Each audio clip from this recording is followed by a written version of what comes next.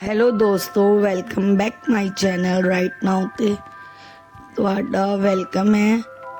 मैं हाँ ਤੁਹਾਡੀ परमजीत कौर। मैं आपके लिए एक कहानी लेकर आई हूँ। कहानी का टाइटल है रीस। आओ कहानी शुरू करें। एक बारी एक आदमी की शादी होती है और वो फेरा डालने अपने ससुराल जाता है। ससुराल में सब बहुत ही उसका स्वागत करते हैं, अच्छे अच्छे पकवान बनाकर खिलाते हैं।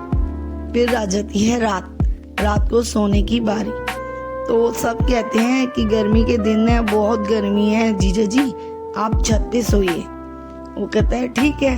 वो छत पहले अच्छी तरह धोते हैं, बिछाते हैं। खाट होते थे उस टाइम पर, खाट बिछाते हैं। खाट पे अच्छी अच्छी वाइट चादरें, वाइट सराना, वाइट ऊपर लेने के लिए चादर देते हैं उसको, और साथ में गर्म दूध देते हैं। जीजा जी ये दूध पीजिए और आप यहाँ पर सो जाइए।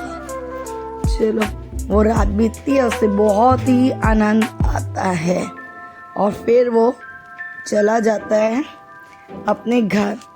जब वो अपने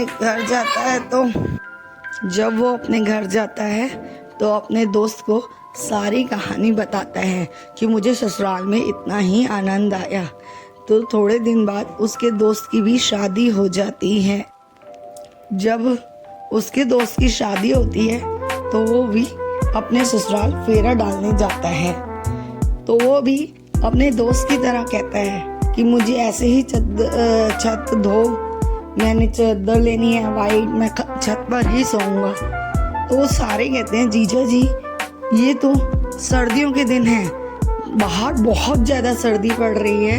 पहले टाइम पे बहुत ज़्यादा ठंड पड़ती थी, तो उसके अकॉर्डिंग वो कहते हैं कि नहीं बाहर बहुत ज़्यादा ठंड है जीजा जी, आप छत पर नहीं सो सकते। वो जिद कर पे ही अटक जाता है, नहीं मैं सोऊंगा तो छत पे ही सोऊंगा। वो स्पेशल खुद जाके छत धुलवाता है, छत पे अपना मंचा डलवाता है, फिर उस पर वाइट चादर, और वैसे ही वो सोता है।